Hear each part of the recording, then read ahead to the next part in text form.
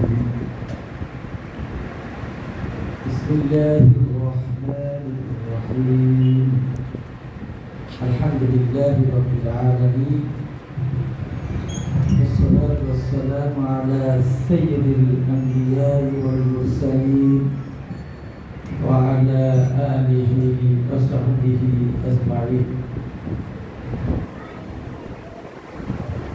উত্তর মুক্তা মধ্য জামে মসজিদ কর্তৃক আয়োজিত আজকের তাফসীরুল কোরআন মাহফিলে সম্মানিত সভাপতি, বিশিষ্ট সমাজসেবক, মধ্য মসজিদের সম্মানিত সেক্রেটারি জনাব মোহাম্মদ আব্দুল মজিদ মজ্জাজুল্লাহ, আমাদের মাঝে ইতিমধ্যে উপস্থিত হয়েছেন। তিনি সালাতুল মাগরিবের পরে আমাদেরকে ওয়াজ শোনাবেন, আমাদের উদ্দেশ্যে গুরুত্বপূর্ণ তাফসীরুল কোরআন পেশ করবেন।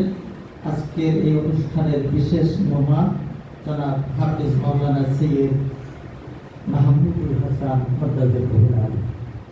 আমরা সবার পক্ষ থেকে সম্মানিত মেহমানকে মোবারকবাদ জানাই।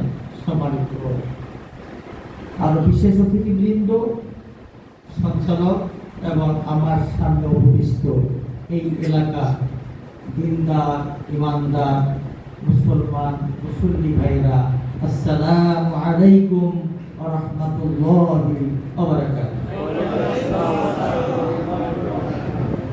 বিসমিল্লাহির রহমানির রহিম। শারআ লাকুম মিনাদ দীন মা ওয়াসা বিহি নূহা আল্লাযী আওহাইনা ইলাইকা ওয়া মা ওয়াসাইনা বিহি ইব্রাহীমা ওয়া মূসা ওয়া ঈসা আন আকিমুদ দীন ওয়া লা তাতাফাররাকু ফিহি কাবুরা আলাল মুশরিকিনা মা তাদউহুম ইলাইহি আল্লাহু ইয়াসতাবি ইলাইহি মান ইয়াশা ওয়া ইয়াহদি ইলাইহি মান ইউনিব। মহাগ্রন্থ আল কোরআন সূরা আশ-শূরা 13 নম্বর আয়াত আমি তেলাওয়াত করলাম, যা সরল অর্থ শারআ লাকুম মিনাদ দীন। আল্লাহ বলছেন, আমি আজ তোমাদের জন্য আমার পক্ষ থেকে তোমাদের দ্বীন, তোমাদের জীবন ব্যবস্থা, তোমাদের চলার গঠনতন্ত্র, তোমাদের চলার সংবিধান আমি নির্ধারণ করে দিলাম। মা ওয়াসা বিহি নূহা, এই সংবিধান আমি নূহকে দিয়েছিলাম। আল্লাযী আওহাইনা ইলাইকা, যে সংবিধান ওহীর মাধ্যমে হে নবী মুহাম্মদুর রাসূলুল্লাহ সাল্লাল্লাহু আপনাকে দিয়েছি। আমসাইনা বিহি ইব্রাহিম, এই সংবিধান আমি ইব্রাহিমকে দিয়েছিলাম। মূসা মূসাকেও দিয়েছিলাম, ঈসা ঈসাকেও দিয়েছিলাম। আন আকিমুদ দীন ওয়া লা তাতাফাররাকু ফি, আমি যে বিধান পাঠাইছি সেই বিধান সমাজে কায়েম করো, এ ব্যাপারে মতপার্থক্য করো না। কার কথা এটা? আল্লাহ রাব্বুল আলামিন। সেই কি, সেই জিনিসটা কি? মহাগ্রন্থ আল কোরআন।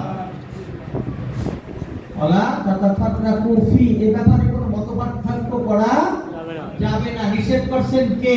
আল্লাহ। আর মতপার্থক্য এটা নিয়েই বেশি না কম? তাইলে যারা করছেন তারা কারা? কোরআনের কথা বললে আপনার শরীরে আগুন জ্বলবে কেন? কোরআনের বাহিরে যদি আমরা কথা বলতাম তাহলে এই দেশের মানুষ আমাকে এই দেশে রাজনীতি করতে দিত না। কোরআনের কথা বলছি দেখা বাতিল যারা, তাদের শরীরে আগুন জ্বলতে পারে, কিন্তু যিনি মুমিন তিনি তো আমার হৃদয়ের বন্ধু, তিনি তো আমাকে ভালোবাসবেন, তাই না? সম্মানিত মুসল্লিয়ানে কেরাম, কোরআন আল্লাহ পাঠাইছেন আমলের জন্য। কোরআন পাঠাইছেন কেন? আমলের জন্য, কোরআন অনুযায়ী সমাজ পরিবর্তনের জন্য। আমার প্রথম বক্তা বলে গেছেন যে রাসূল প্রেরণের উদ্দেশ্য হুয়াল্লাযী আরসালা রাসূলাহু বিল হুদা ওয়া দীনিল হক লিইয়ুযহিরাহু আলাদ দীনি কুল্লিহি ওয়া কাফা বিল্লাহি শাহীদা ওয়ালাউ কারিহাল কাফিরুন ওয়ালাউ কারিহাল মুশরিকুন। তিনি সেই সত্তা যিনি তার রাসূলকে প্রেরণ করেছেন হেদায়েত এবং সত্য জীবন বিধান সহকারে, যেন তিনি মানব রচিত মতাদর্শকে পদদলিত করে কোরআনকে বিজয়ী আদর্শ হিসাবে প্রতিষ্ঠা করতে পারেন।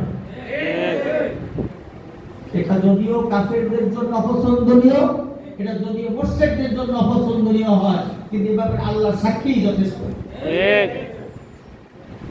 সেই কোরআন কায়েমের কাজ যারা করছে তাদেরকে আপনারা তুচ্ছ মনে দেখবেন। আপনি ঘরে বসে বসে খাবেন আর জিকির আজকার করবেন, এর দ্বারা জান্নাতে ঢুকবেন। এই পথ আল্লাহ খুলে রাখছেন আপনার জন্য? কোরআন কায়েম করতে বলছেন কে? আল্লাহ। আল্লাহ নিজে এখানে মনে করেন সাক্ষী দিচ্ছেন, আল্লাহ নিজে ফতোয়া দিচ্ছেন, কাবুরা আলাল মুশরিকিনা মা তাদউহুম ইলাইহি। যে নবী আপনি যখন ডাকবেন যা ঐক্যবদ্ধভাবে সমাজে আল্লাহর দ্বীনকে কায়েম করি, কোরআনকে কায়েম করি, যাদের ভিতর শিরক আছে, কাবুরা আলাল মুশরিকিন, শিরক আছে, তারা এই কাজে আগাই আসবে না, বিরোধিতা করবে। কোরআনে কোন বিধানটা নাই যেটা এই সমাজে আছে? ইংরেজরা যা প্রতিষ্ঠিত করে নিয়ে গেছেন সেই বিধান আছে, কিন্তু কোরআনের বিধান এই সমাজে নাই। আল্লাহ মাত্র বলছে আল্লাহ ইয়াহকুম বিমা আনজালাল্লাহু ফাউলাইকা হুমুল কাফিরুন। আমি যে বিধান পাঠাইছি সেই বিধান অনুযায়ী যে সমাজে বিচার ফচানো হয় না, তারা কাফের, তারা জালেম, তারা ফাসিক। আপনার সমাজে মনে হয় কোরআন অনুযায়ী বিচার ফয়সালা হচ্ছে না, তাহলে আপনি কার বিধান অনুযায়ী চলছেন? শেখ হাসিনা হইল খলিফা আর আপনি হইলেন তার ইমাম। 15.5 বছর পর্যন্ত কোনো কথা বলেন নাই। কমিশনার সিরাজ সাহেব যে চিঠি দিয়েছে সেই চিঠি পড়া হয়েছে। আমরা কত জিনপার মাঠ মসজিদে একটা তাফসীর মাহফিল করার একটা লিফলেট দিয়েছিলাম এখানে, ইমাম সাহেব এই লিফলেট পড়েন নাই।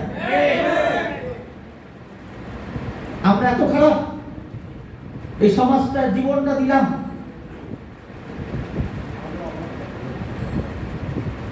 সম্মানিত মুসলিয়ানে কেরাম, আমরা তর্ক করার জন্য আসি নাই, আমরা কোরআনের কথাগুলো মানুষের দ্বারে দ্বারে পৌঁছাইয়ে দেওয়ার জন্য আমরা ছোট ছোট ইউনিট করে মানুষকে বুঝাইতেছি।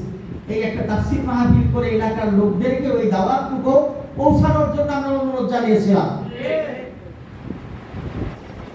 আমরা বিরক্ত বা বিতর্ক করার জন্য কথাগুলো বলছি না। সম্মানিত মুসলিয়ানে কেরাম, আল্লাহর বিধান আল্লাহর জমিনে প্রতিষ্ঠা করার দায়িত্ব দিয়েই আমাদেরকে পৃথিবীতে প্রেরণ করা হয়েছে। শুধু মাদ্রাসা করে মাদ্রাসায় অবস্থান করার জন্য নয়, শুধু মসজিদে মসজিদে দাওয়াতের জন্য নয়, এই সমাজটা পরিবর্তন করার জন্যই নবী রাসূলকে পাঠানো হয়েছে। আমরা সেই দায়িত্ব আমাদের ঘাড়ে নেব, আমরা সেই দায়িত্ব পালন করে 18.5 কোটি মানুষকে আল্লাহর দাসত্ব করার পরিবেশ তৈরি করে দেব ইনশাআল্লাহ। এজন্য এই আল্লাহর কোরআনকে সংসদ ভবনে নিয়ে যেতে হবে। আল্লাহর কোরআন ঘরে রাখলে এর দ্বারা সমাজ শাসন হবে না। আসুন আমরা ঐক্যবদ্ধভাবে আল্লাহর জমিনে আল্লাহর দ্বীন প্রতিষ্ঠার জন্য কারণ কোরআনের দাওয়াতকে আমরা মানুষের মাঝে ছড়ায় দেই, ঐক্যবদ্ধভাবে আমরা কাজ করি এবং আমরা এই কোরআনের শাসন যতদিন কায়েম না হবে ততদিন পর্যন্ত আমরা এই মাঠে ময়দান থেকে আর ঘরে ফিরে যাব না ইনশাআল্লাহ। আসসালামু আলাইকুম ওয়া রাহমাতুল্লাহ।